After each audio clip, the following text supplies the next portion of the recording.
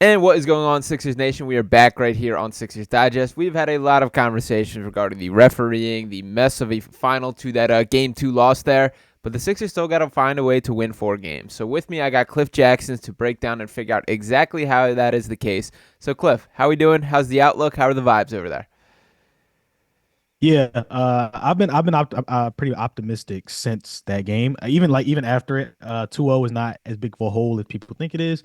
I was watching one of your videos. Like they've been coin flip games. Well, the video that you did yesterday, like they've been coin flip games. The Sixers have clearly shown that they are the better team. They've just clearly beaten themselves.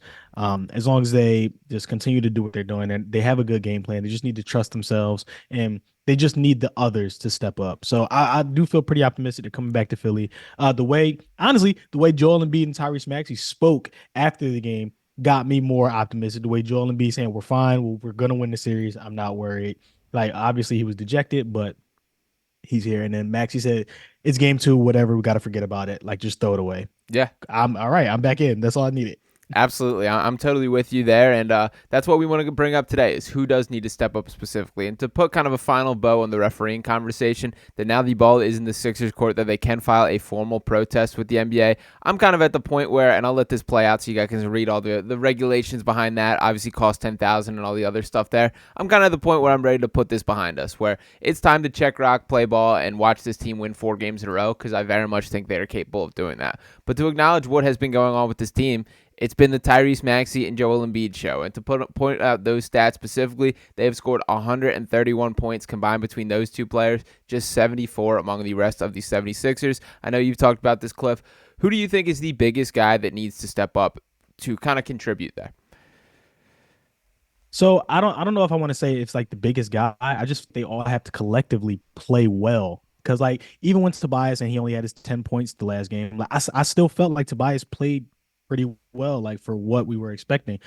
Nick Batum had his two threes. Like if you could just get literally any contribution from like Buddy Hield or literally anything from Paul Reed just on like the scoring column, like that helps you so much. So I don't like I'm not expecting for somebody to go off and get 25, like a role player to get 25. Like I'm not expecting Nico Batum to score 20 again, or even Kyle Lowry's 18. I just think they all have to put together a complete game to where the Knicks don't aren't just all we're doing is focusing on Joel Embiid and Tyrese Maxey because we're not worried about anybody else. And Mm-hmm. that's all I want. And they also it doesn't have to be on the scoreboard as well. Like you just have to make your presence felt in the game. It's too many times where I'm watching them during this playoff run, and I'm like, I only notice Joel, Tyrese Maxey, and Kyle Lowry for the hustle plays that he makes.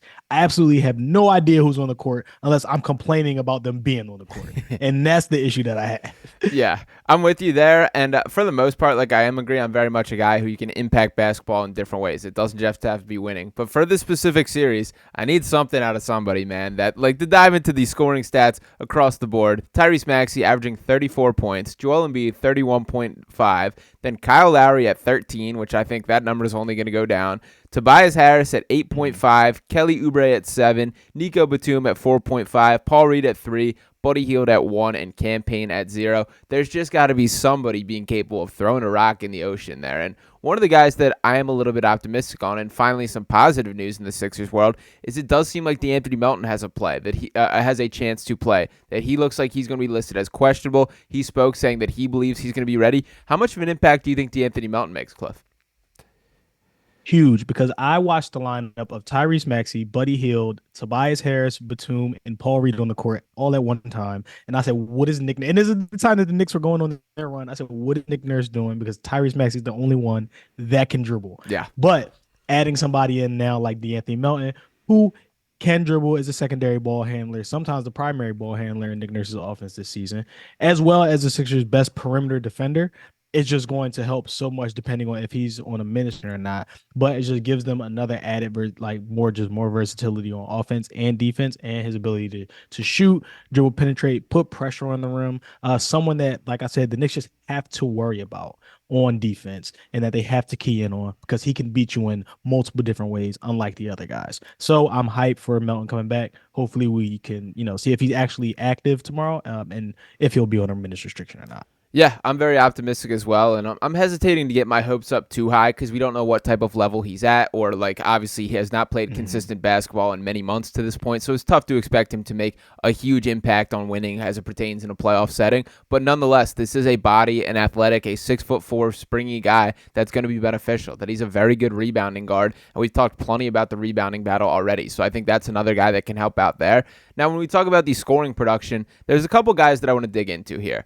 Number one, Kelly Oubre. That I don't want to be too hard on Kelly Oubre because he's been terrific defensively and the primary reason why Jalen Brunson has all these struggles. But the bottom line is he has been the guy that has ascended to this number 3 option from a scoring standpoint on the offensive end. And specifically what I'm not seeing from Kelly, which I think he particularly shined during the first half of the season, it's those backdoor cuts. It's those baseline kind of duck-ins that he became very good at. He kind of carved out a niche being capable on the offensive boards, getting putbacks. I haven't seen that version of Kelly Oubre, and I would like for him to just find some effectiveness, to take some pressure off Joel Embiid, to be more active as a cutter. What do you think about that from Kelly Oubre, and do you think that's too much to ask based on what he's already carrying defensively or something that he's capable of doing? Yeah, no, so it's weird, right? So you expect offensive production to dip when he's guarding the other team's best player, and then so many all the actions that they run for Jalen Brunson is pretty much him with the ball the entire time until like he's able to kick it out to somebody else. So that's Kelly Yeah. Oubre just moving constantly on defense, and then you got to ask him to come on offense, backdoor cuts, and you want him to jump alley, like just be the athletic self. I just think like it's tough kind of like we see what happened with Drew Holiday in this. I was it the series versus the Bucks where he had to run around chase Devin Booker in that finals and like his offensive production dipped. I think that was the series, but like I do want to see like there's some things are unexcusable. Like, I think he had like 3 missed like layups that he usually makes, and it's like okay, those are what they have to go down. You can't. There's no excuse for that. Or like low layups or like the little floaters. Like you can't miss those. But like I do give him some leeway just because he is guarding Jalen Brunson. Maybe Nick Nurse switches up because he notices that he needs energy from somebody else. Kelly Oubre can give that to you. Maybe he puts Tobias on Jalen Brunson and Nick Batum and switch them out because Tobias played pretty well pretty good defense on Jalen Brunson, I Yeah. think, later down the stretch of that game. So maybe Nurse switches it up because he notices he needs Kelly Oubre. On offense, maybe more than defensively. I don't know, but we'll see. Yeah, and I do think that there's been like a switch that flipped in Kelly's head during the second half of the season where all of a sudden he went, wait a second, I'm the biggest, strongest, most athletic dude on the court right now. Like I can put my head down and get to the rim pretty much at will. And I haven't seen enough of that out of him. Again, he's carrying a Mhm. ton defensively, so I struggle to be super critical of him. But I just would like to see a couple more of those attempts. And also, he has smoked a couple of layups in general. That just can't happen. Just dunk the basketball, my friend. I just want to see that. Another guy that I did want to touch on, though, Buddy Hield. That Buddy Hield was the prize of the trade deadline, and he's looked straight up hopeless out there. Now, I'm curious your mindset on, is Buddy a lost cause first off, or are there things that you think should be done to kind of get him going? It's over. I'm over it. It's like like everything that he was supposed to be, he just had he's been a zero. Like he can't get his shot off quick enough. He's not fast enough to dribble by anybody. He's missing layups. Like he's okay on defense, but like his defense isn't good enough to warrant him being out there at all when he's giving you zero on offense. Maybe you put him in so down the stretch of that game where it was strictly like a Maxi and B 2-man game and everybody else was pretty much standing around. Maybe you put him in there because you're not putting him in any other actions for him to actually do anything else. But hey, if you might be open over here, you're gonna hit this up because you're gonna be so wide open because the defense is so worried about Joel and Maxi. That's when I would put him in. Other than that, absolutely not. There was a possession last game, I think, where he had the ball for like 15 seconds of the shot clock trying to dribble past DiVincenzo or something, and he just couldn't do it, and he had frantically threw it to Maxi. And I'm over the Buddy Hill. I'm over it. I'm over the Buddy Hill stuff. Yeah, I feel you. It's been rough, and to give him a bit of a compliment, I do think that this has been probably the best defense of his entire career. That's a Yes. glaring weakness in his game historically, and he's been pretty good on that end. But he's here to make shots, and there's no ifs, ands, or buts about that. You're absolutely right about the lack of pop in his game, and that's what's frustrating to me. That there is no ability to beat a guy off a dribble. It's a quick release 3-pointer. It reminds me a little bit of the Seth Curry days, where like I was so frustrated with like he would only take the perfect 3-point shot. And for both these guys, both Buddy and Seth, like you guys are too good of shooters not to be forcing your way into this offense. And specifically, like a strength of his game is his off-ball movement. it feels like so much of that he's been doing without a plan. Like there was one play in that last game that I remember specifically. He went directly up from underneath the basket, right up to the top of the key, and got the basketball, but his full back was facing the rim at that point. It's like you're not setting yourself up for a shot with any of these. And now, to be a little bit in his defense here, I would like if there's a little more creativity in Nick Nurse to run some pin downs, create some back screens to create shots for him, because simply I think he's only one of the few guys that like warrants that as a shooter and has the ability to at least catch fire a bit for this team.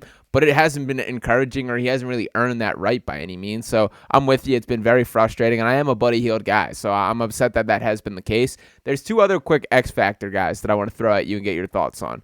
Number one is Cam Payne. That obviously we know Cam Payne came to the Sixers team in the Patrick Beverley deal.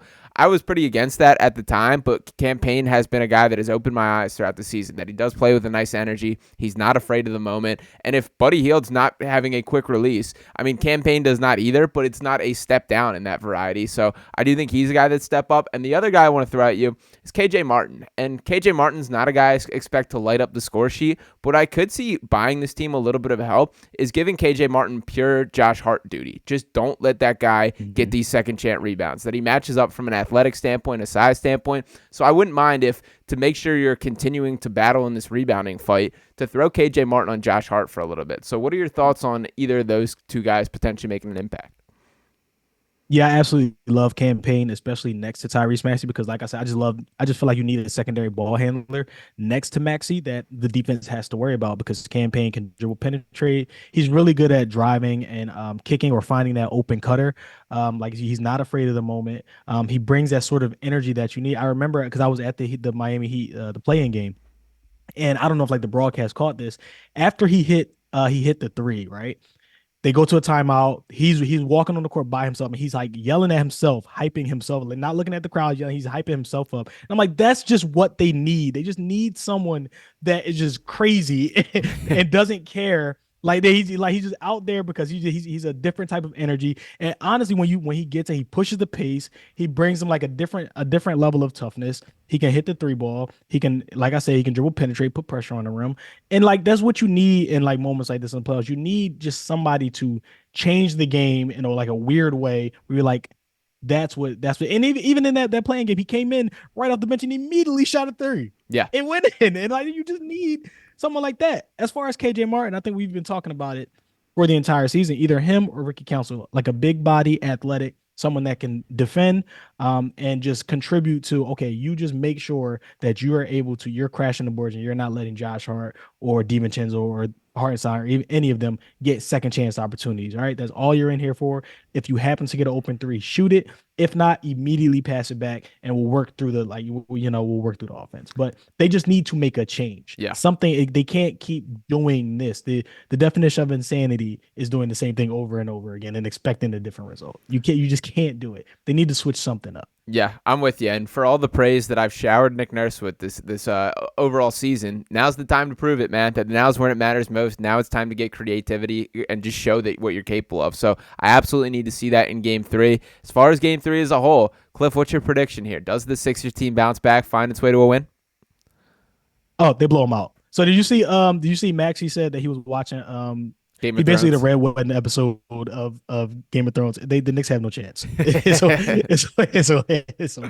Melton's coming back, and B sounded confident after I don't know what's going on with his eye. I don't know if he can walk anymore because he looked terrible down the stretch of that game in Game 2, like movement wise. Maxie's Rob watching the Red Wedding. Like they just have there's no chance because they all sound confident after that deflating loss. I'm still not over the loss.